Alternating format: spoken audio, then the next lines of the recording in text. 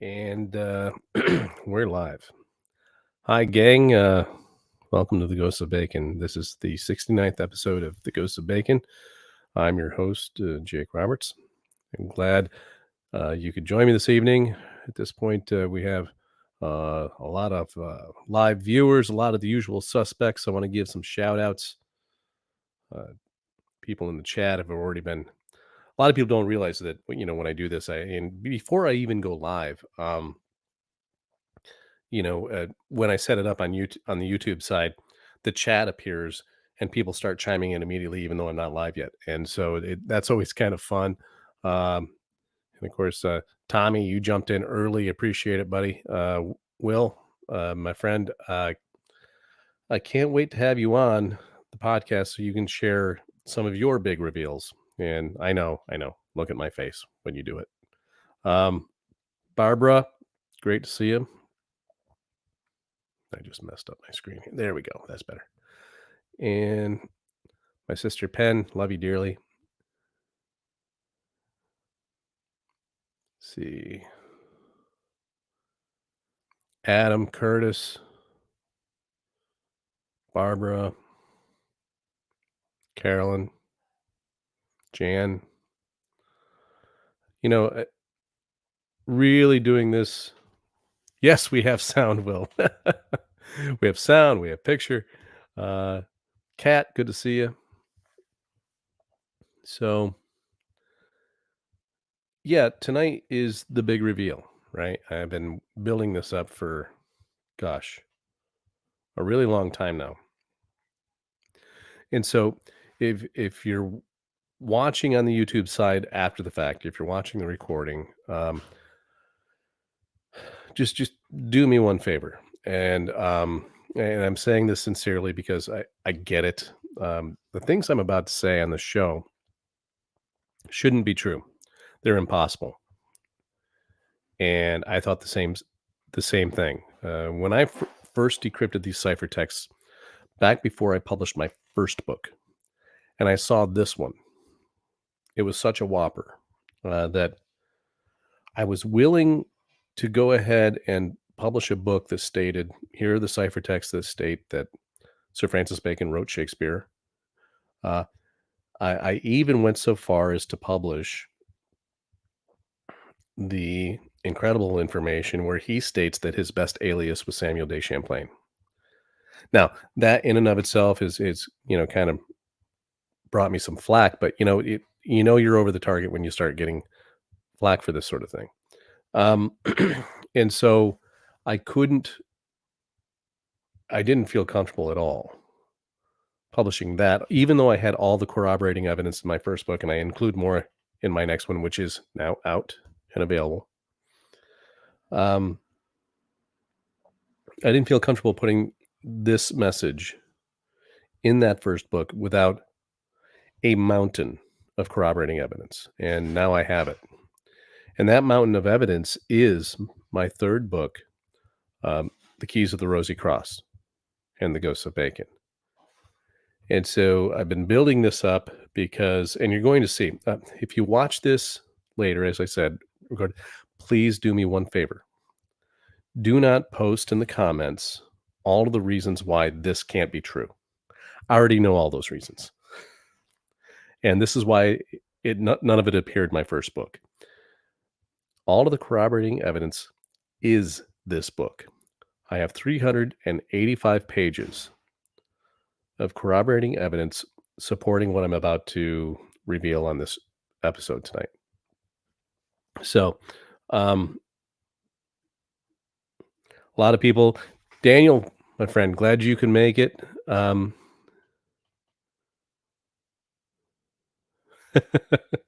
Well, Jan, the thing is that I I feel like I have to. It's a what do you call it? Professional hazard. When I'm teaching and someone chimes in or has a question, and even if they don't raise their hand, they just blurt it out. I have to interact, and it's a part of who I am. I have to do it. Um, and So thank you for that. Thank you for acknowledging it. Jason, I'm glad you could make it. Patty, one of my other sisters in the chat watching live. Thanks, guys. I really appreciate you. Um, in 2 weeks' time, is it 2 weeks, Jason? I'm going to have Jason on, and he and I are going to do a deep dive on sonnet number 2. And after tonight, you're probably going to understand why we're going to do a deep dive on sonnet number 2. So, oh, John, glad you're here, my friend. Definitely wanted you here. So this evening, I have some of the people who already know the secret here watching live in the chat. And before I even do it, and gang, just buckle up and put your seats in the upright and locked position, because this is going to be a bumpy ride. This is a deep dive tonight. I will be going into cipher decryptions. I will be spelling out exactly how I went about them.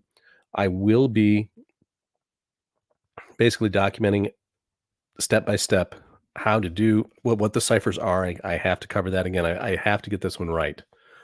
Aki, I'm glad you made it, my friend. So the reason is, that as I've been building it up for weeks and weeks and weeks. No one's going to believe this. When I first decrypted this message, I didn't believe it. Um, and but I think by the end of this, uh, particularly when we begin to, those of you who choose to pick up my next book, it's now live on Amazon.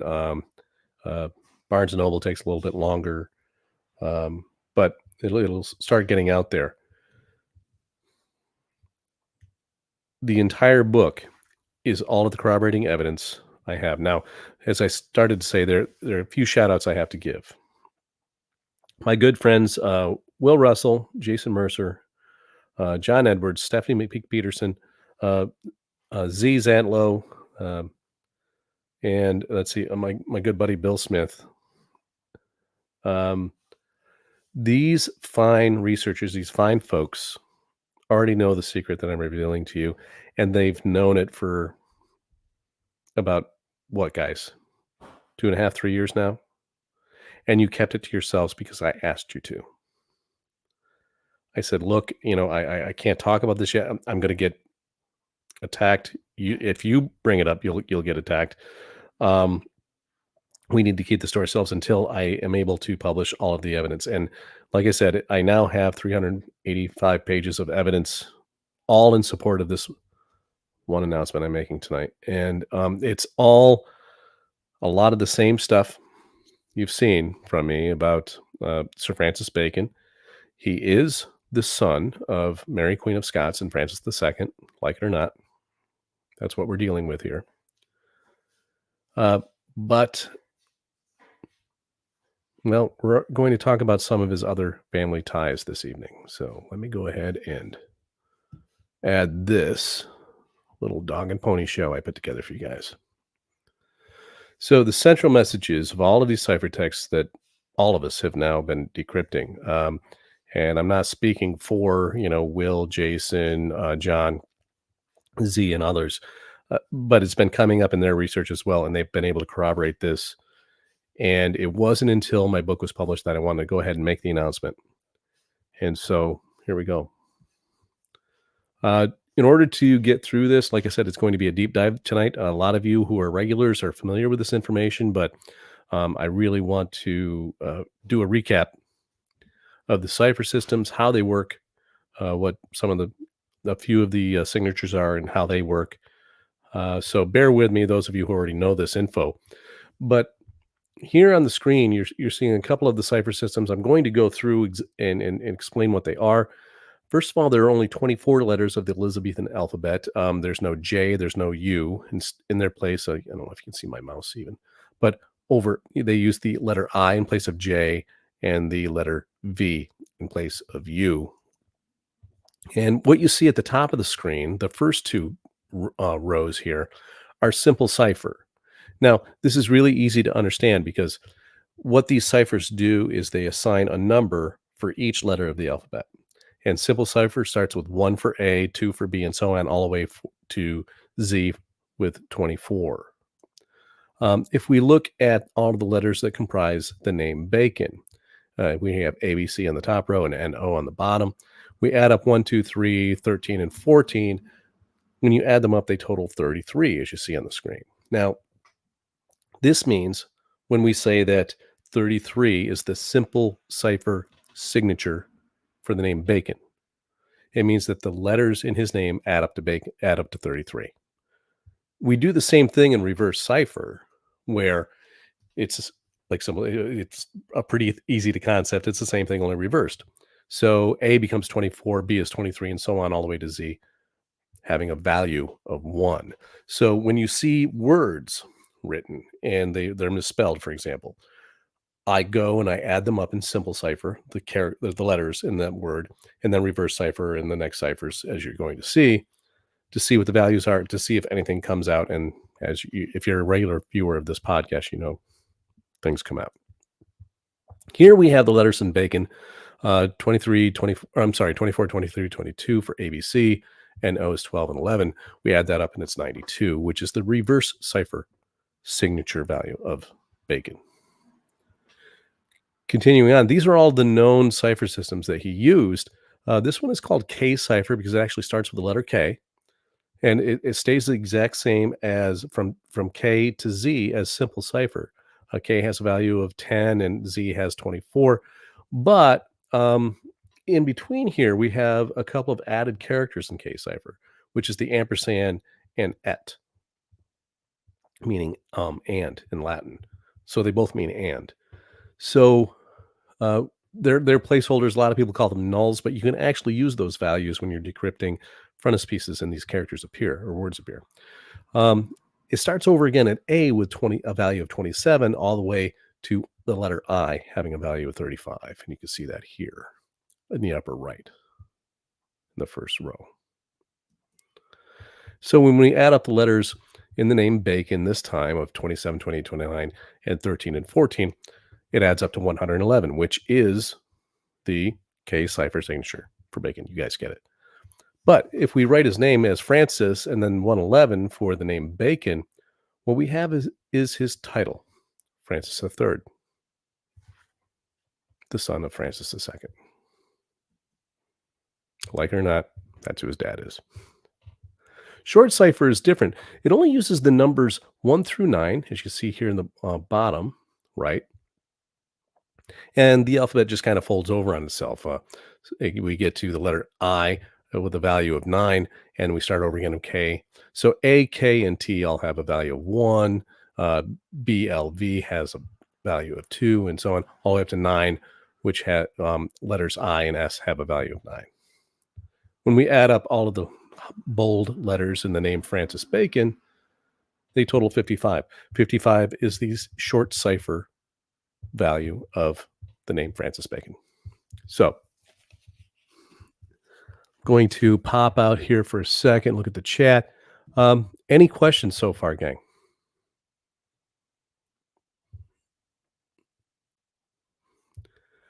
Oh, I'm going to throw that up there. Yeah, Aki, that's just it. That's I trusted those fine people with a secret that I said, if you can hold this close to your chest, but it might help your research at the same time. I wanted to make sure that my discoveries would also help them make their discoveries, but at the same time they could also, if it appears, they know what they're looking at, or they come from a different angle and they can corroborate in a different way.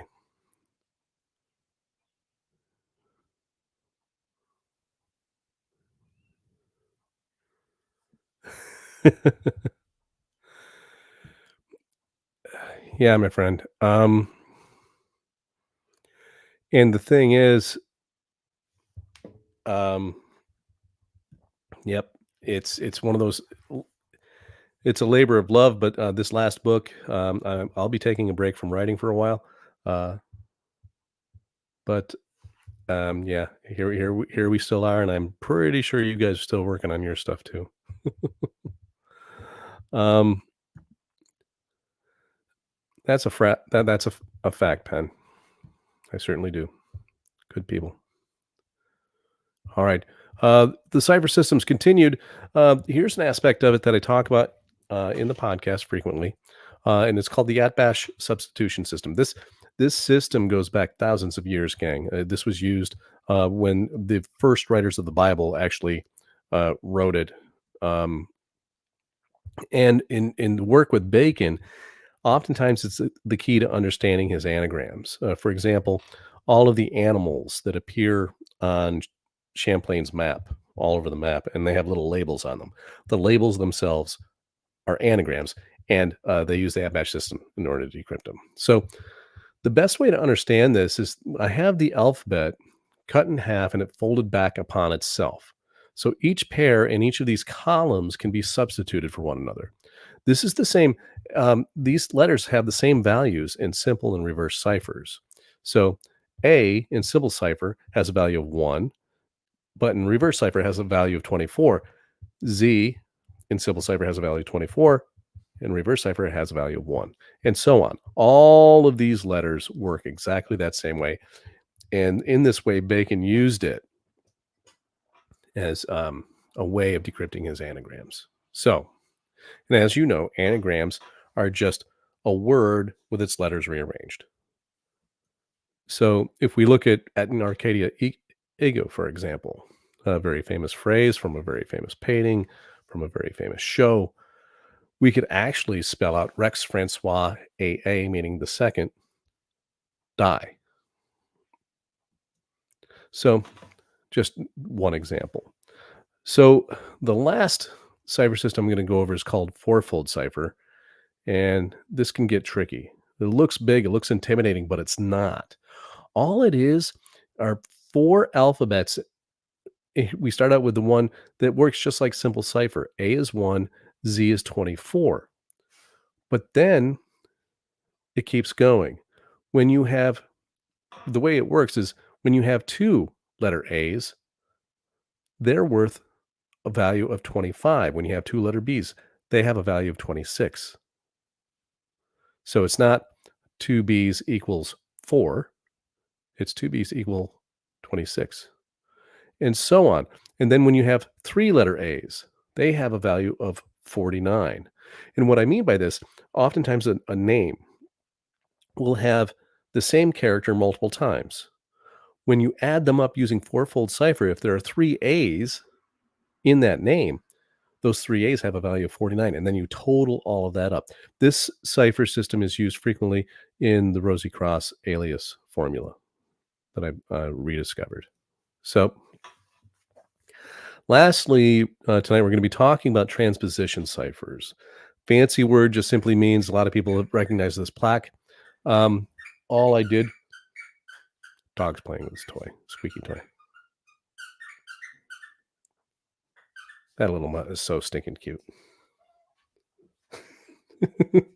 It's funny.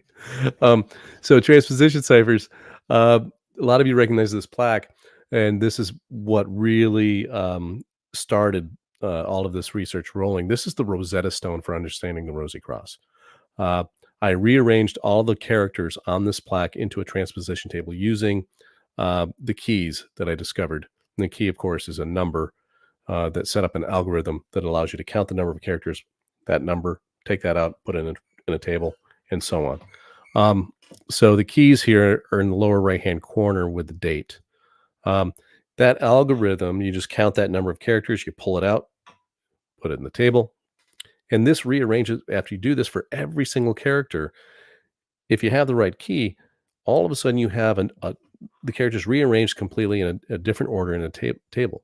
And here you see there are a lot of characters that are ligatured or conjoined. There's the TH symbol, which is actually two T's joined, and so on. There's an ME in there that's all one character. They move together as one character. So transposition ciphers throughout history have always produced something called acrostic anagrams. Acrostic anagrams. An acrostic is when all of the letters are touching each other in a shape. And of course, you'd already know the definition of an anagram, a word with its letters rearranged. But they always start out in specific shapes. With Bacon's transposition ciphers, most of them, the first few show up in the letter T. And then around that, oftentimes it's the letter L. He'll actually tell you in phonetic messages what shape to look for. So Bacon ciphers. And all this is, I've already talked about it, it's called an alphanumerical bijective function. Each letter of the alphabet can be has a value in number form. That's it. So these are the ciphers values that I used throughout the transposition. Then you can actually use the ciphers to check your work with the transposition to see if you did it correctly. And that's what I'm going to demonstrate this evening. And so again, the add bash also works the same way. Here's some acrostic anagrams. In this particular key, you'll see that the acrostic anagrams appear in the shape of a letter T. And then what you can do is you can parse out the other acrostic anagrams near them that help form the message. So I learned this. Basically, Bacon taught me how to do it. For example, here you see the name Walt. This is what Bacon called Walter Raleigh. Here you see the name of his brother, the king, James, Iames. There's no J. And sent me. And if you start looking at the words around it, we have the letter T and O in the upper right-hand corner. Underneath the me in the upper right-hand corner, you can actually spell out the word stop, S, it's S-O-T, and then P underneath it in the shape of a T. So we start to see these main words. What happens is oftentimes they overlap to create the entire sentence. After you find the acrostic anagrams in the shape of a T, those words provide the context. And then you look for the other words that develop that idea around it. So when the words overlap and they have the same context, you know you're on the right track. So sometimes letters are reused. For example, in the upper right-hand corner, you see the underlined bold N, S, E, and then me, and then the T underneath. These are all underlined in bold. But it also contains just below that the underlined T, and then to the right of that, we have a regular O and an S, and underneath that is a P in the shape of a T. Sent me to stop. This is how it works. So every time this works, it checks out in the sense that Bacon had a checking system to make sure you had a correct decryption. So whatever letters are left over, you add them up using his systems, and they will be his messages.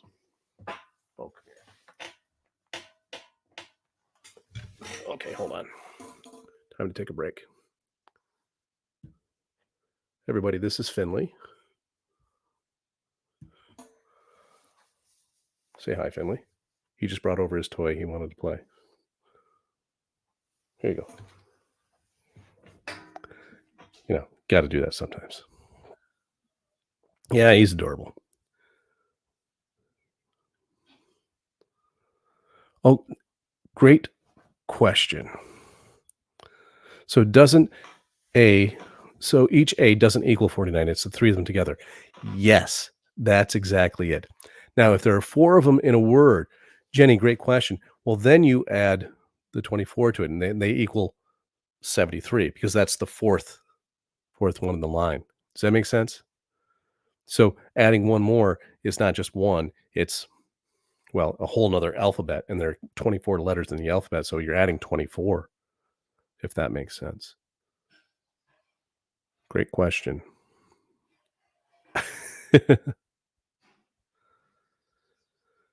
Oh, wait until you see what I got in store for you in a little bit here, Daniel. It's not gonna be the next couple of shows, but we'll talk about Mr. Beer for sure because there's a whole lot there. A lot of meat on that bone. All right, I'll get back to it. Sorry, Finley.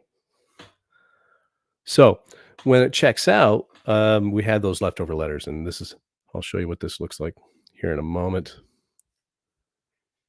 Get to the right screen. So as I said, when you have these leftover letters, you add them up and you'll see cipher signatures, usually related to the message itself. And so these leftover letters always end up equaling significant sums, whether it's Bacon or Frater or James, any of these names that are usually what the message is about. Oftentimes Mary and so on. So after I decrypted this message, here are the values that I ended up with. These were not known Bacon-related signatures at all. And, um, in fact, the simple cipher, um, total is 49. That is the value of Raleigh in simple cipher. Now, I did not misspell Raleigh. This is the way Sir Walter Raleigh spelled his name. Well, the I in there is a modern convention.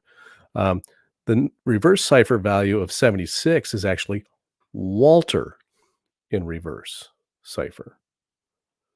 So that means that the message I decrypted was about Walter Raleigh.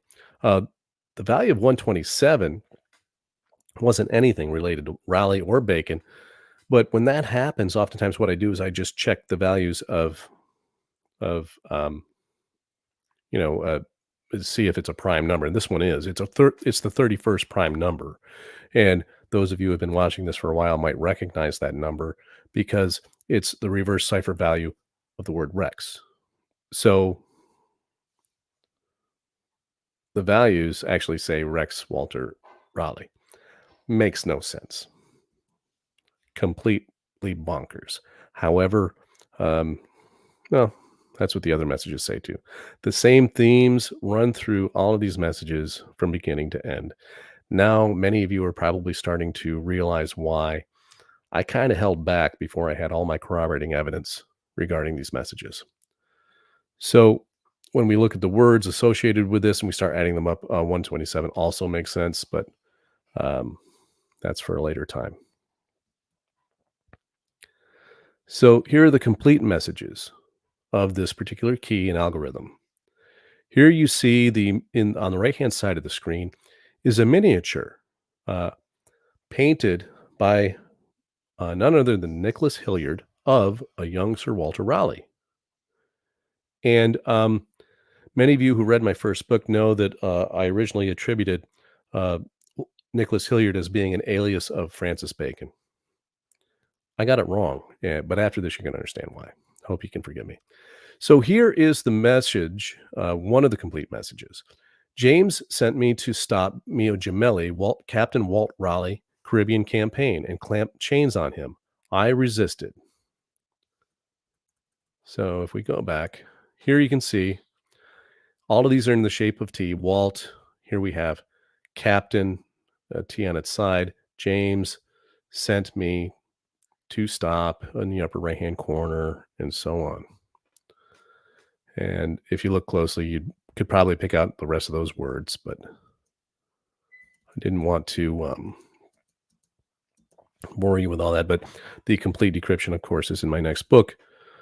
Basically, you have to remember that this book contains a lot of the aliases of not just Sir Francis Bacon, but as you will see, Walter Raleigh as well. But I'm not telling what that alias is yet. But there will come a time when it's all going to be revealed. These words I had never seen before. Mio Gemelli.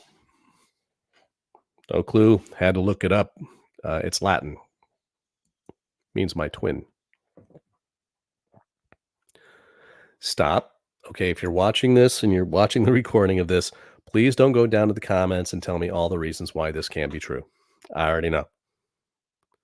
But I have an explanation. So basically, Bacon, and this is not the only one, gang. In my book, I demonstrate in multiple different ways. Bacon referred to him as his twin, Walter Raleigh, Francis Bacon's twin. That's what I've been sitting on. So as I said, I didn't publish this. There's no way. I mean, uh, there's no way in heck I was going to publish that without a mountain of corroborating evidence. And here you see, in my first book, I compared, these two guys. On the left, you have a self-portrait of Nicholas Hilliard, and on the right, you have Sir Francis Bacon at the age of 16, I think it is. And you can see the resemblance. And please, forgive me for getting it wrong, but here's that self-portrait, or well, it is self-portrait, but a portrait of Walter Raleigh, and look at the two men juxtaposed side by side. I just find that pretty fascinating. But this is not possible, and for a whole variety of reasons. First of all, Raleigh's age. People have always said that he was at least 7 to 9 years older than Francis Bacon. Um, all the research you look, he was born, and they always say circa. That's what the C is. 1553. Bacon was born in 1561. But the problem is, it says circa because they don't know when he was really born. There are no birth records for Walter Raleigh like they are for Sir Francis Bacon. So his birth date, the year he was born, is completely unknown. And the source of his age and probable birth date, well, that source appears on the later slides. I'm going to show you what it really means. And the other thing, everyone knows that Sir Walter Raleigh was one of the favorites of Queen Elizabeth on and off. When she wasn't arresting him and throwing him in the Tower of London for marrying one of her leading ladies in waiting, um, Bess Throckmorton. Um, Meanwhile, Bacon was, historians pretty much universally agree that Elizabeth kind of ignored him. And so, how does this work? How do we square this? We do know that the two men were friends and contemporaries. They were often seen together, but the idea that they were brothers or twins is preposterous. And again, I'm not going to publish that. But the thing is, even though we think it's not possible, it's nonetheless true. And I now have 385 pages of ciphertext and corroboration that demonstrate exactly this is the central theme of all of the works of the Rosi Crosse.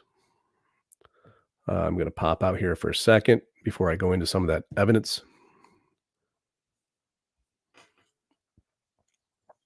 I need to see.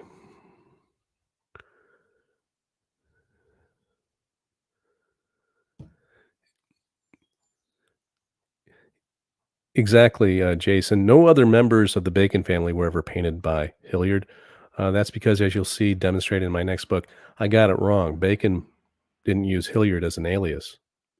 Walter Raleigh did. And if they were twins, forgive me for getting them confused with one another. Yeah, Stephanie, way. And this is ludicrous. All right.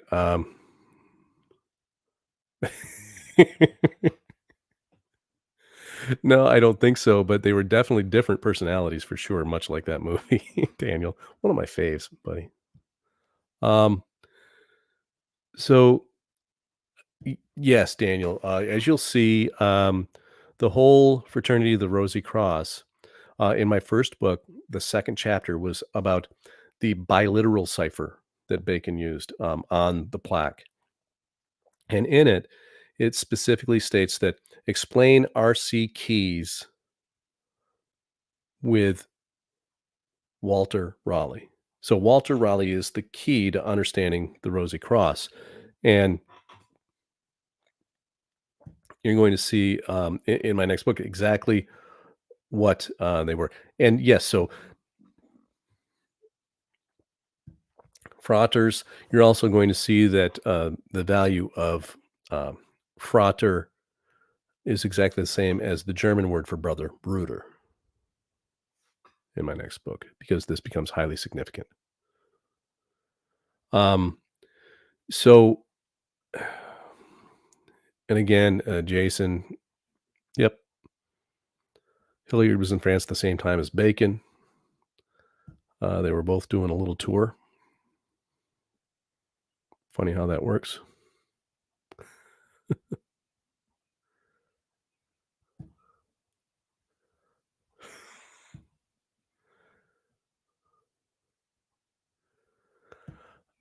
Didn't Elizabeth execute Raleigh?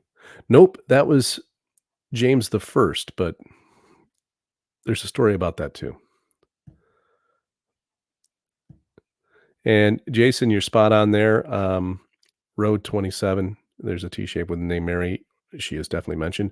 Um, and Will Russell is spot on again. 31 is Raleigh in short cipher, another meaning of that number. Now, here's the thing. In this context, I would sooner think that 31 represents his name in short cipher than I would in Rex in reverse. But again, it's the same value. And context is everything. That's right, Jason. And when we get to his birth date, um, well, something interesting happens.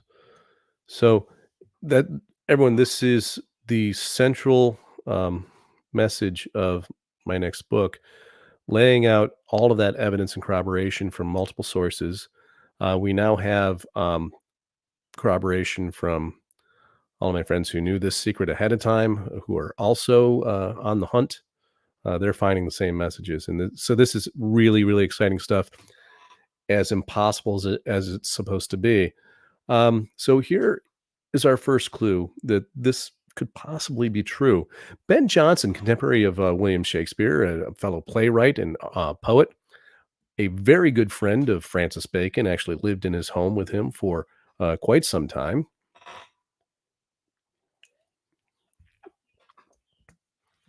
He also tutored William Raleigh's son, Watt.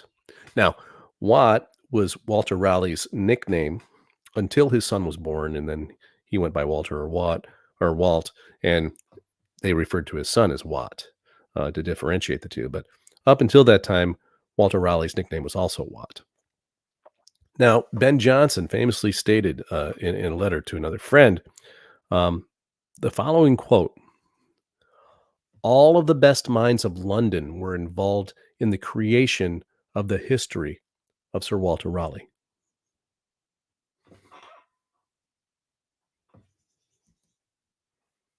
Why?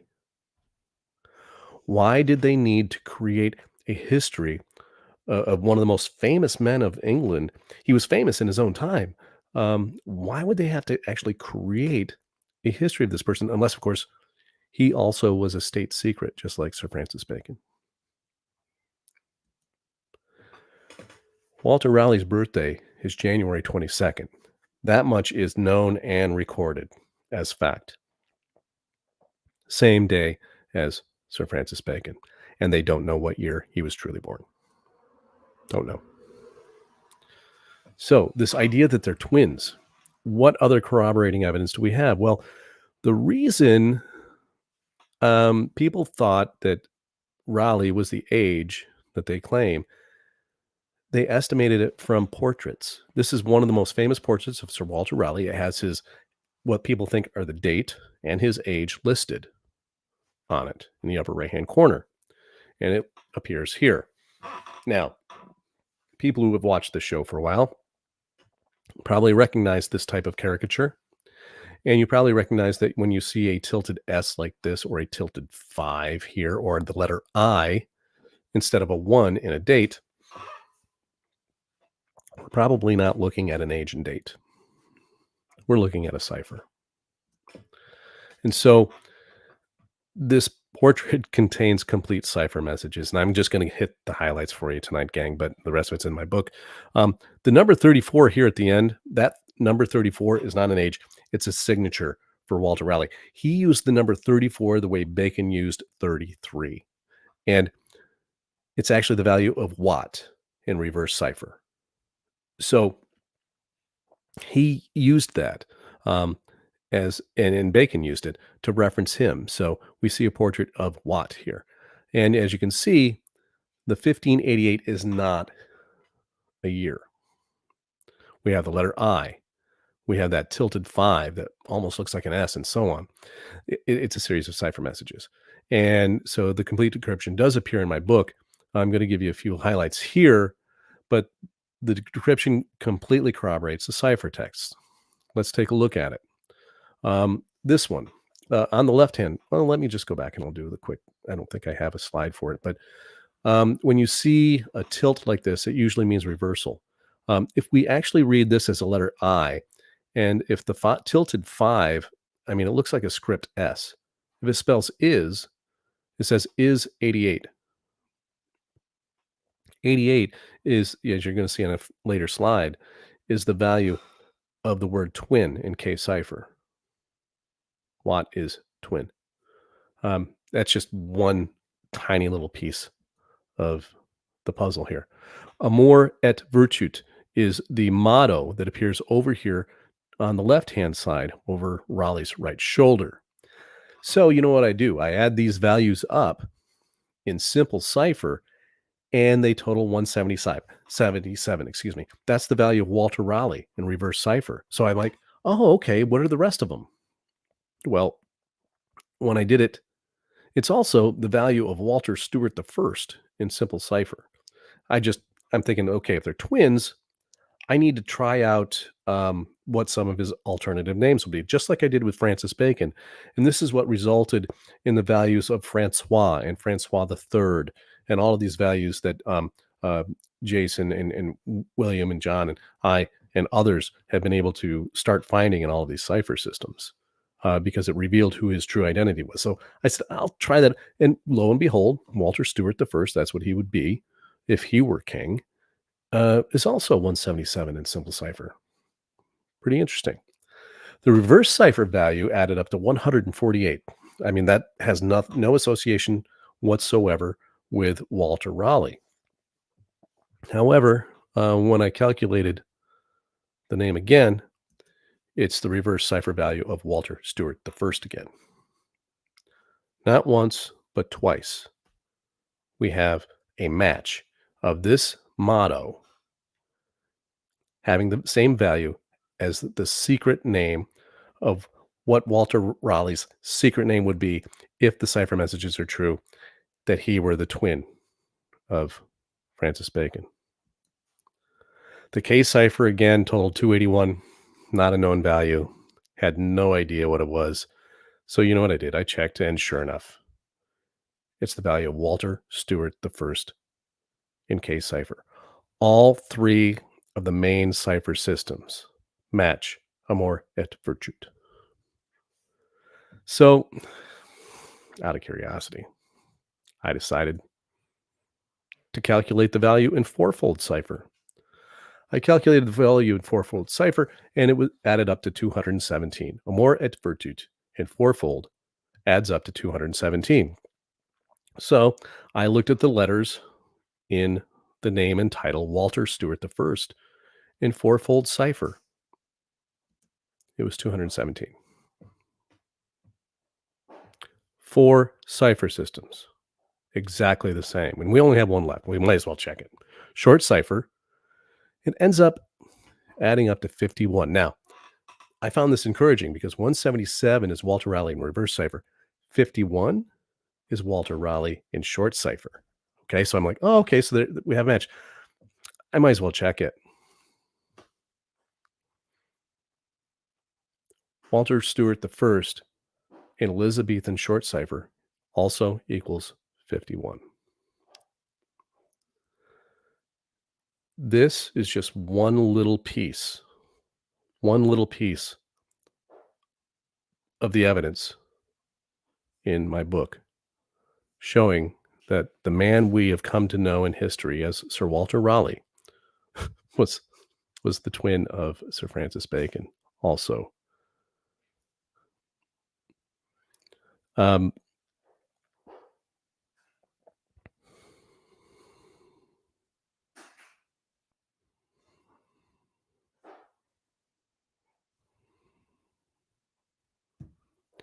You know what, Daniel? I thought that too. That's a great comment.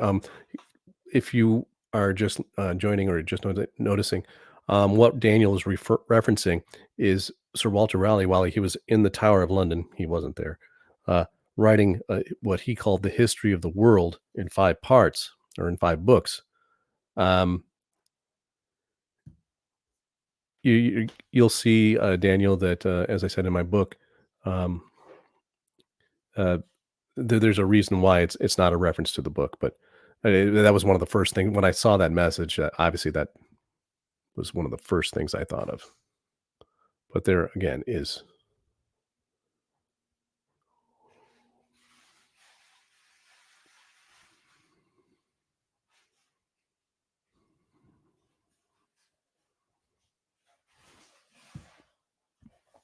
Aki again asking great questions. Has there been any notable care or effort to preserve Bacon's cipher integrity in later editions or publications, whether it be in text, in alignment, artwork, in geometrical language? Yes. Um, the only one that I mean, I comes to mind immediately that I know for a fact where there was a great amount of care that was taken in a modern edition would be the King James Bible, uh, with the modern uh,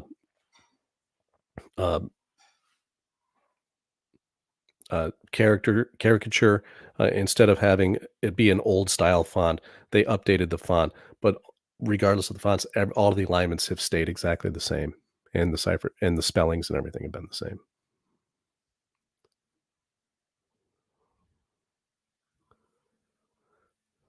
So,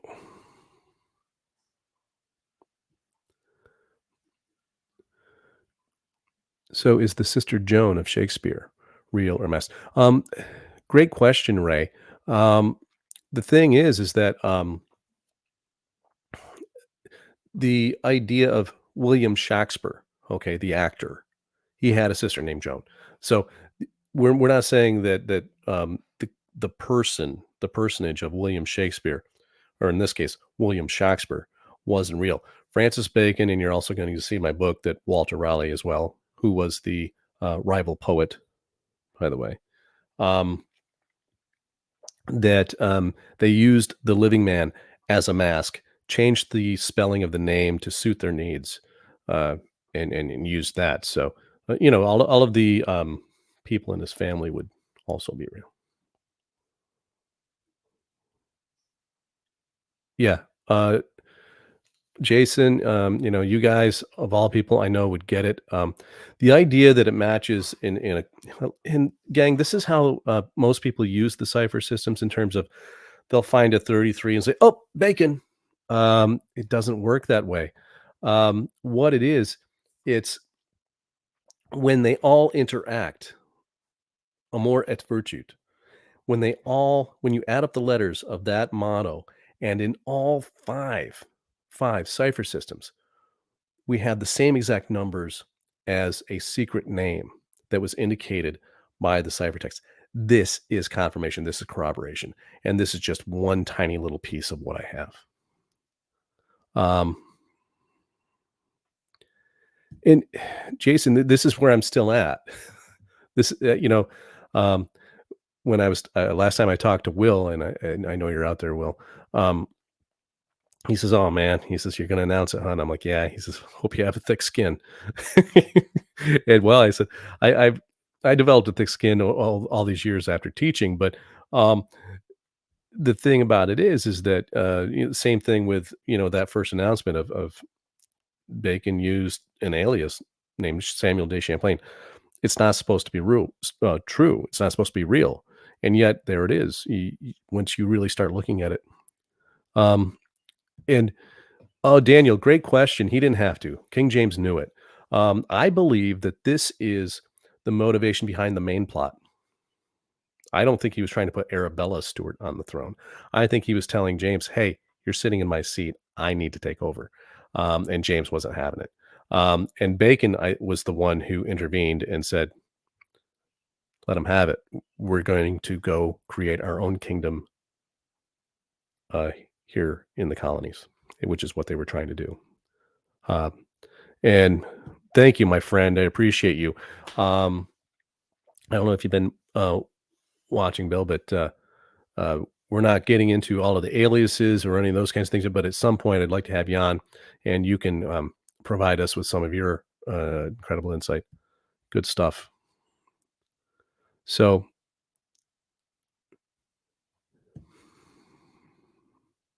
yep, there you go. You get it, Nikki. Um, so let's finish this, gang. Um, I just every time I look at this portrait and I see that motto, I just shake my head. I'm in awe. And here you see the close up of it, Amor et virtute. And you also see the little moon facing downward here, a quarter moon. Just remember that. Here you see again a close up of the text that actually contains a whole series of messages appearing here on this slide. The S that you see here and here, these imply when you see this in one of these portraits, guys, those of you who are continuing to do decryptions, it implies reversal. So in other words, S in reverse cipher actually has a value of 7, which is G in simple cipher, right? So when we add these up, in simple cipher, we use the reverse value, and vice versa. When you do the reverse total of this word, you use the simple cipher value. Uh, and so when we add up these letters of S with a value of 7 and V and AI, which has a value of 6, A is 1, E is 5, they total 33, bacon in simple cipher. And then we have 34 after it. Watt. Add these together, we have 67, Francis. So it's also 34 is W. Raleigh in short cipher, but once we get into all of those, it's gets a little crazy. Along with it's also W. Stewart the first in short cipher. Now, the 5 and the date, I'm not dealing with all of the characters tonight, but all of these letters combined also make other messages, which are in my book. But let's focus on the date, which is not a date. Here we see the letter 5. V in reverse is the value of 5 and 20. It's in short cipher or simple cipher, excuse me. So here we're using the value of 20 added to 88 is 108. That's Francis in reverse cipher. If we look at the letter I, and this as an S, it spells is 88, as I said previously. 88 is the value of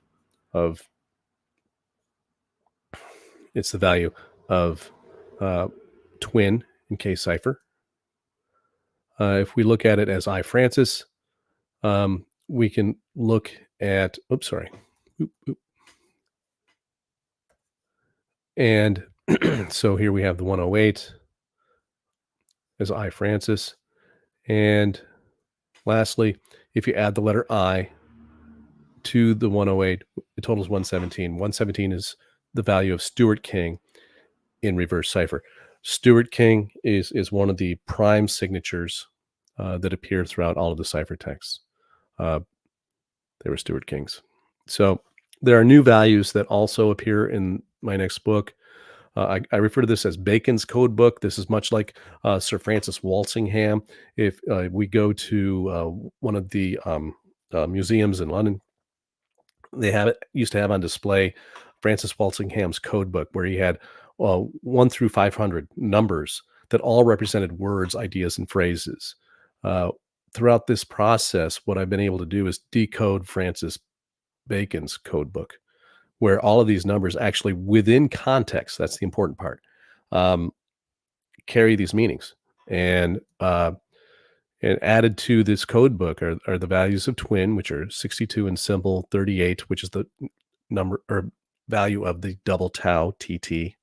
I believe that the double tau now actually represents Bacon and Raleigh as twins. And 88, of course, is the K cipher value of twin. Walter, these numbers become important. When I saw, let's see, 74 is simple. The value is in reverse is 76, and in K it's 126. When I was decrypting Champlain's map, the number 76 kept popping up, and I didn't know what to do. I thought it was I Francis, the letter I, which is 9, plus 67, which is Francis, but I was wrong. It was my only interpretation at the time. Watt also appears frequently, and that's 41, 34, and 67 in K cipher, interestingly. And so, once again, depending upon the context, the value of the number 67 can either represent the name Watt or it can represent Francis. So Raleigh, and as I noted earlier, notice there's no I in it. That's a modern convention. His spelling was Ralegh without the I. These values of 49, 101, and 153 in the three main ciphers, they come up again and again and again. Adding them together, Walter Raleigh is 123. And this was a number that I raised the significance of in my first book. This is a very important number to all three Stuart brothers, Francis, Walter, and James. Walter Raleigh in reverse cipher, 177, the same as William Shakespeare in simple, and in K cipher, 279. The values of Stuart King, 133. This is a known value that is a known Bacon signature. It appears again and again. I believe that Stuart King is the true meaning behind this number.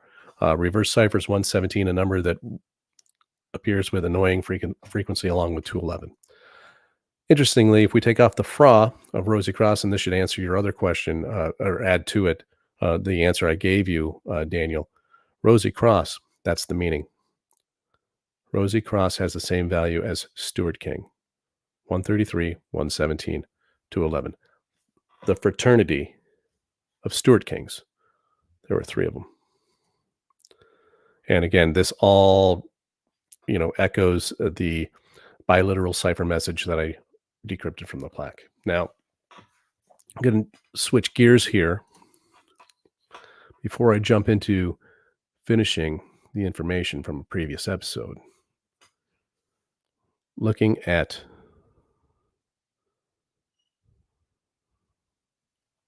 questions.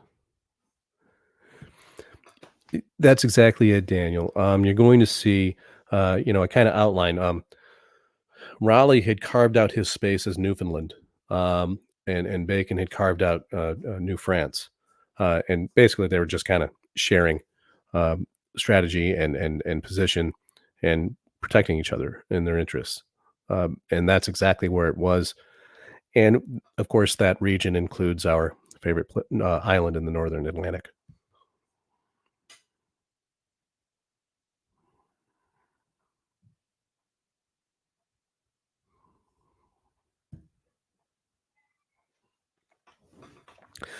Bacon didn't fake his death. So it says Walt got unalive first. I love the way you said that. Um, he did say to Walt, "Let's go." Again, I explained that all in my book. I can't get into it in this podcast this evening, but we're going to have a big deep dive on that one, Kat, for sure. And yes, Bacon did fake his own death, not to escape James, but simply, to live his life. It was the philosophical death that we've talked about.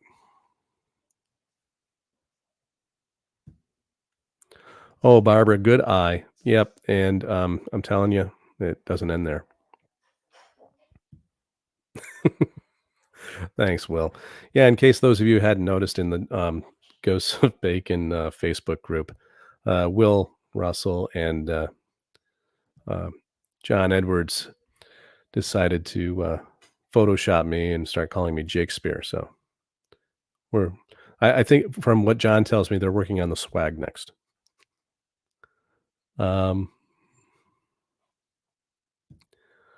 Thanks, Aki. Yeah, you know what? I think this really is one of the biggest, greatest secret of the secret societies. I also break down the message that Bacon states that his Fama fraternity evolved into the first three degrees of Freemasonry.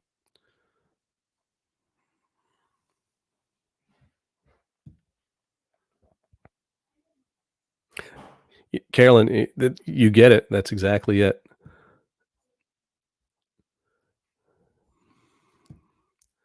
Stephanie, that's it. The twice 11 brethren. It's encoded in the value of Stuart King in K cipher 211. but it's also, uh, the name Stewart is has the value of 22 in short cipher. Short cipher is far more important than I had ever imagined, in this. So, um, they were the Twice 11 brethren. You get it. And also the tradition of the Lost Stuart Kings. It starts before Bonnie Prince Charlie. Yep. That's okay, Gretchen. I'm glad you can make it. Welcome, as always. So, this is where we do a little left-hand turn into one of my previous episodes where I talked about my, Oak Island research. So perfect timing, Gretchen. If you remember, I talked about, the archaeoastronomy of Oak Island, and, I focused on the constellation of Delphinus, okay, because it's called the Dolphin, which we know that Dauphine or Dauphin is the name of the son of the King of France. And that's what Sir Francis Bacon was. He was the son of Francis II, as crazy as it sounds. And now it seems we're looking at evidence that he had a twin brother, and who we now know here in history as the name of, as crazy as it is, Walter Raleigh. And so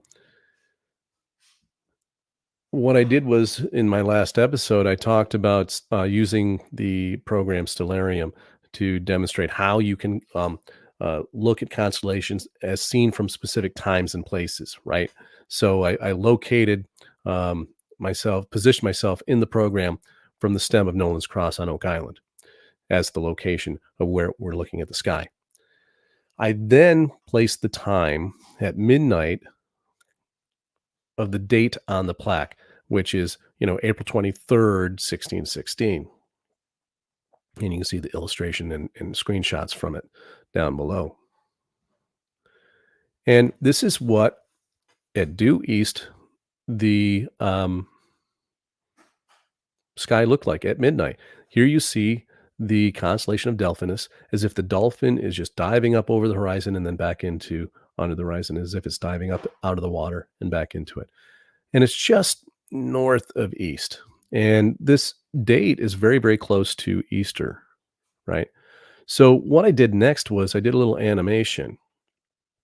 And in this, here you can see Delphinus right there on the horizon.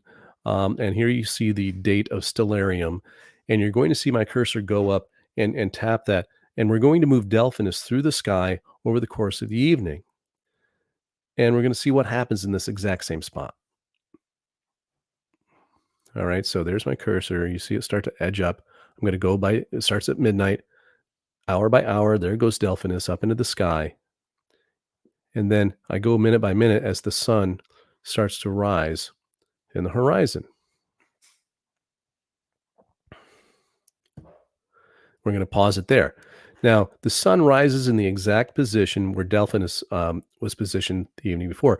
But I want you to notice that this big constellation of the sea monster right here, it's called Cetus. Cetus is another word in Latin, which was you. This is what they would call a dolphin. There was no exact word for dolphin in Latin. They called him a cetus as well, just like a whale. And so here, note the position of the sun in that moment. Let me go back to zero. Stare where that sun is. There's Delphinus, the exact same position. So if we look at that, and we see this alignment with Delphinus and the sun, this is going to be highly symbolic and important here in a moment, especially with Sir Francis Bacon being, symbolic and representative of the god Apollo, the god of the sun, and also being the Dauphin of France. So if you remember, here we have that same portrait, and it has the moon over Walter Raleigh's right shoulder on our left-hand side. And we see the moon here, a little close-up of it. And so now we have a very strange coincidence of something that happens on Oak Island in the year of 1616 on the 23rd of April. We take that date from the plaque and we set Stellarium at midnight. When we see Delphinus over the just north of the eastern horizon, we have another constellation that appears on Oak Island. Gemini appears halfway over the horizon, um, on the opposite side. And the moon appears over the right shoulder of in the same position as one of the twins. In this case, it would be Raleigh.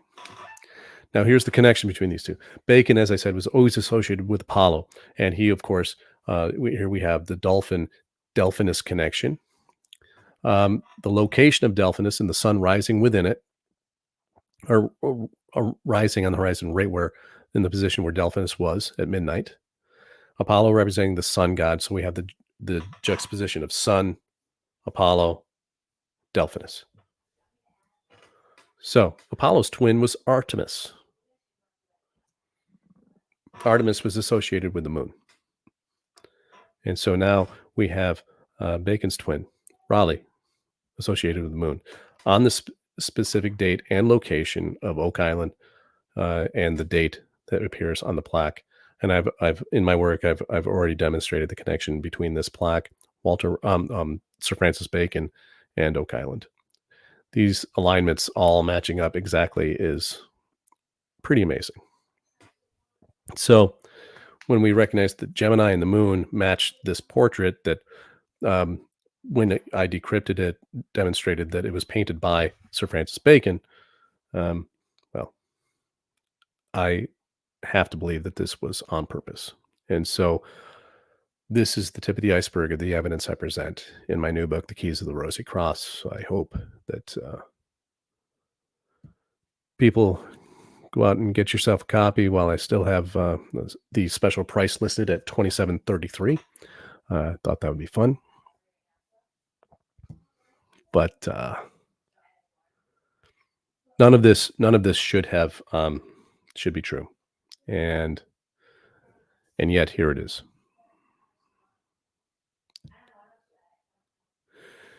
Barbara,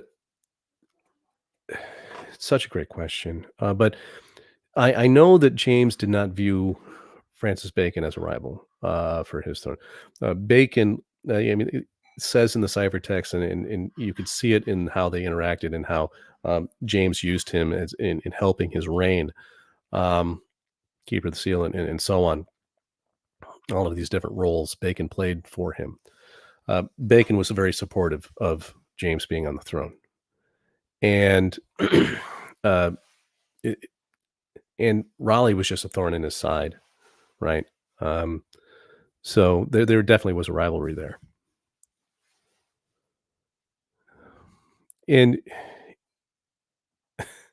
it really is, Greyhawk. I mean, this is why, like I said, I couldn't release that decryption without a whole book full of corroboration, and one piece of information just leads to the next, leads to the next, leads to the next, and it's just been a fascinating and wild ride.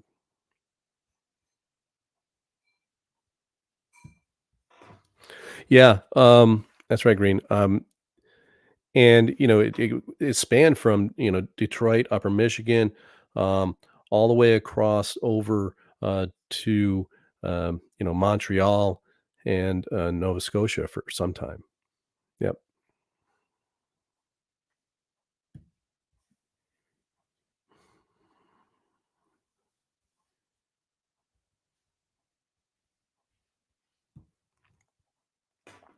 Well, Tommy, I think that's exactly what both of these guys did. I think it's exactly what they both did. Along with some of the documents, Bacon states in my first book that Her Royal Highness Majesty's birth certificate was hidden with this stuff. So yeah, thanks, Jenny. Very kind words. Very much so, Daniel. Very much so. Um, and these guys were all operating at the same time, and that's the fascinating thing. The pictorial cipher evidence in all of the maps. For me, that was one of some of my favorite finds that I uncovered, and yeah,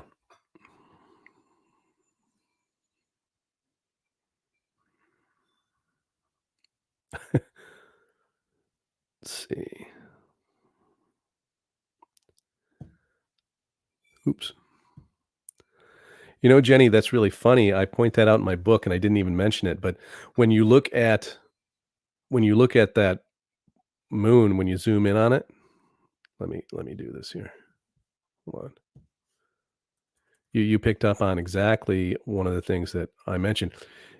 It looks like a dolphin jumping. You can't see a dorsal fin, but yeah, that was one of the things that when I first looked at, I said, "Oh my gosh, that looks just like a dolphin."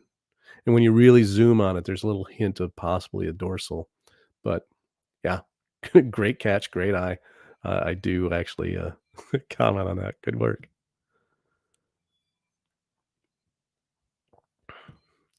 Thanks, Ben. Appreciate you.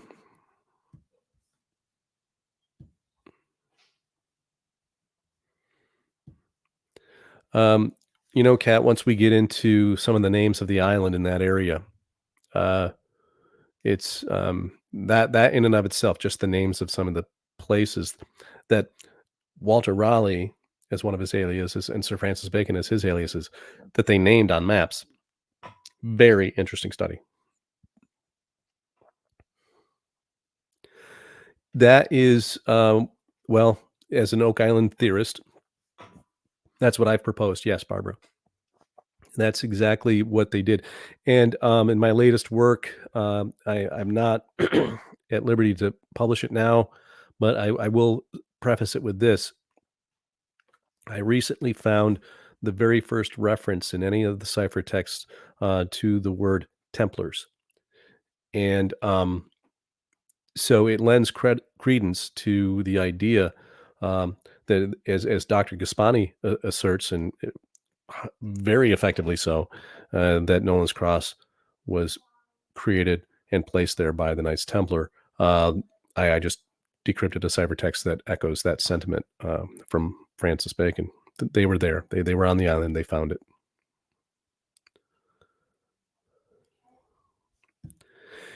Yes, Gretchen, exactly. And it's really interesting. You know, that was referred to as one of the moon portrait, but um, pearls definitely, and also it's a nod to Diana. It's also a nod to the poem uh, that Raleigh wrote in honor of Queen Elizabeth, symbolizing her as the Queen of the Moon. He was a sailor. The moon affects the tides and controls the tides. She was in control of him, et cetera, et cetera.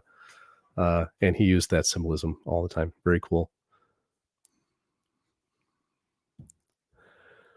Green, great question. Yes, he does. I have a section in one of my chapters dedicated to John Dee. And I put it in there for just for the reader's consideration. I'm not really making any claims per se. I just report what some of the ciphertexts stated about Dr. John Dee and how he fits into all of this. And the problem, of course, is much of what I've decrypted runs directly counter to what we think we know about recorded history. And when we recognize that a lot of what we think we know about recorded history is based upon those primary source documents that some of these spies left behind, we have to recognize and we have to confront the truth that what we're reading might be just a facade, you know, to create a mask. Thank you, Stephanie. I appreciate that. Um,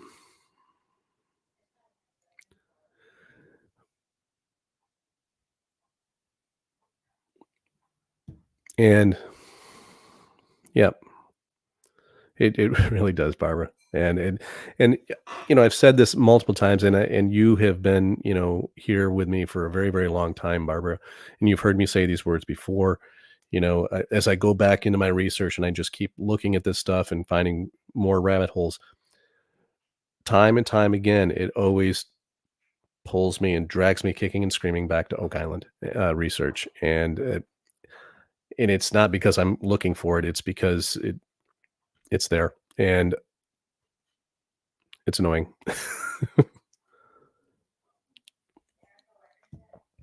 Sure are, Gretchen. Yep, absolutely.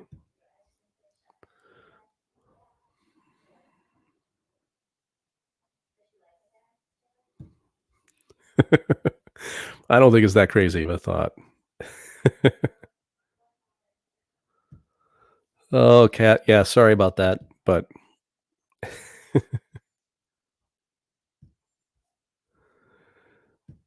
you and I have talked about this before, Daniel.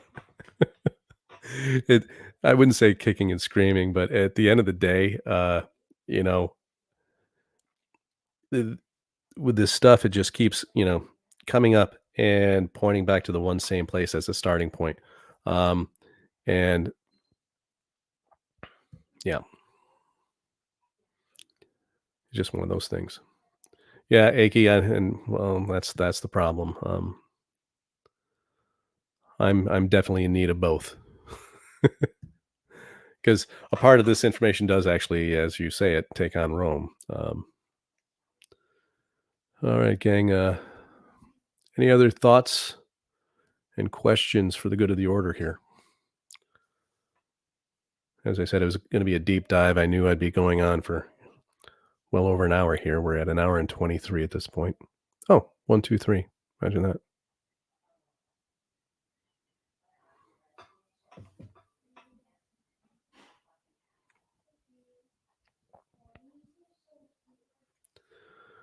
So, yeah, there it is. So I await the uh,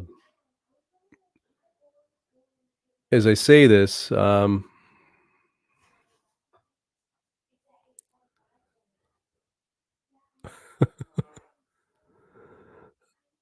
Yeah, I know, Daniel, and Sandy. You're very welcome.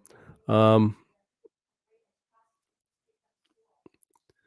yeah, well, those words appear here and there.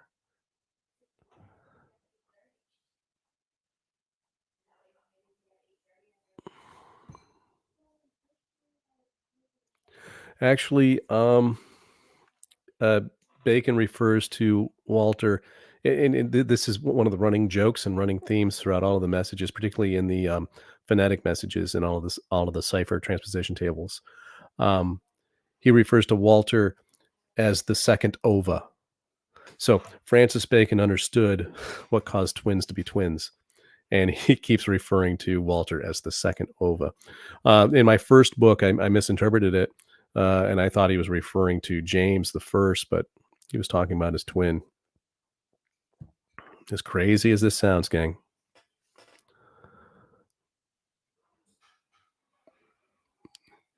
Yeah, Jenny, and one of those things not to think about. Trust me, I'm not crazy.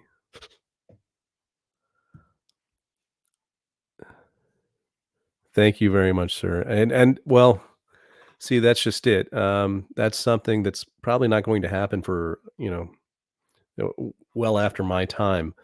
But at the end of the day, I think that what we've done here and what Jason and William and John and Stephanie and Z are doing, and Gretchen, even though you're not into ciphers, I know that your work with the Templars. I don't think it's one of those things that's going to change overnight. But I know that we've got it right, and I know that given time, the truth always comes to the light. So thank you for that. Thank you, Jason.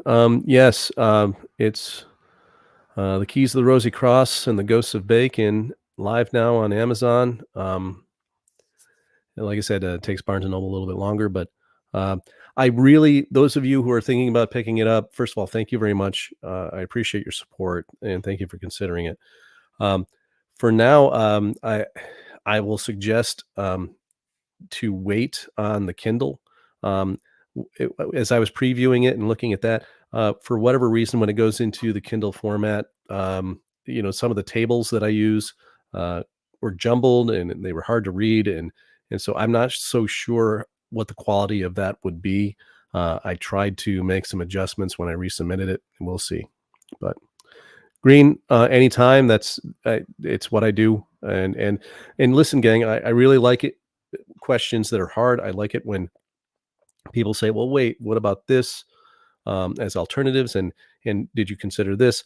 And um, the big thing here is that uh, the idea that um, the idea that this runs so counter to what we think we know, and this is why, I've been playing this so close to my chest until I had enough information where I could kind of debut it in a way that would be, uh, pretty overpowering in terms of how much evidence I have just in this one show. But this is not the all be all end all of what I found, right? There's, like I said, 385 pages of it. So we'll have to wait and see what happens. Thank you, Gretchen. I appreciate you just popping on. You're a good friend, great researcher, wonderful writer. If you haven't already done so, folks, you need to grab Gretchen's books. Just phenomenal stuff. Gretchen, at some point, come back on and we'll talk about your work because it's phenomenal. Um, you know what, Ray? People have brought that up, but um, when we look at the idea of that Oak Island, I think it's possible, simply because you know Raleigh was responsible for Roanoke, the mysterious uh, colony that disappeared. I have an answer to what happened to them in my book. The answer was in one of the one of the transposition ciphers. I'll have an episode about that eventually. Um, and of course, Jamestown.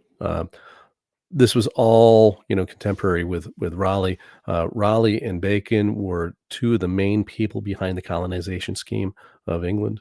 Uh, so it's possible.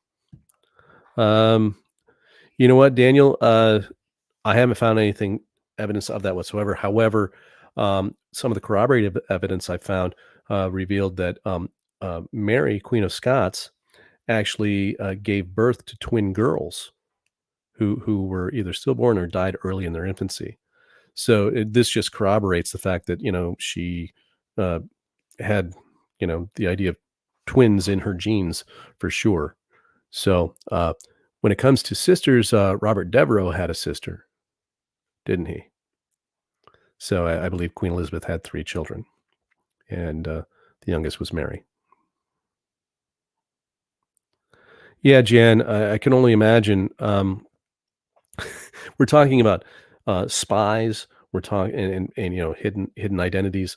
We're talking about children being swept away at the age of 9 months so that their evil grandmother doesn't poison them. We're talking about them becoming secrets of the state and wards of the queen, and then growing up in a household that was ardently against their own biological mother. Um, it's amazing. So it would be a really, really cool show for sure. Cool movie. Thank you so much, guys. Oh, Penelope. Um, Interesting thought, Daniel. Maybe we should get into that. Um, yeah, Jenny, when I didn't see him pop on, uh, I felt kind of bad, but I finally am able to get this going and get this episode out, and I had to strike while the iron was hot. So, listen, gang. Once again, I can't thank you all enough for your support. And even when I throw these just whoppers out there that sound just absolutely insane, you take the time to stay with me and look at the evidence. Um, and I went through it very, very quickly tonight. So if you feel like you have to, if you have any questions, all of you who know me and can get a hold of me, just message me, and I'm happy to, or post them down in the comments on YouTube. And I always try to get back to you. And if any skeptics have actually watched this long, I'm going to repeat myself. Please don't spam the comment section under YouTube with all of the information that I already know and that we all already know of why this stuff isn't supposed to be true. I get it. I get it. Thanks, Penn. Love you too. Yeah, Daniel. Essex did. Yep. This is great, Tommy. Listen, get a hold of me, because the more of us putting our heads together on this, the better. And I think that the more information we share with each other, that we all kind of have our own little wheelhouses here, and here you have these other really great researchers in their own right knew this secret for the last couple of years and kept it to themselves. I mean, that's what we do. We honor each other's work, and and make sure that you know we get it out there. So if I can help you at all and you can help us, thanks, Ray. Then that's right, Daniel. Makes the dream work. All right, thanks for sticking with me for so long, gang. I appreciate you. And thanks again. Um, and until next time, I will we'll be doing this again here in a couple of weeks. And Jason Mercer joins me, and we break down sonnet number 2. Uh, talk about that being mind blowing, huh? All right. Take care, people.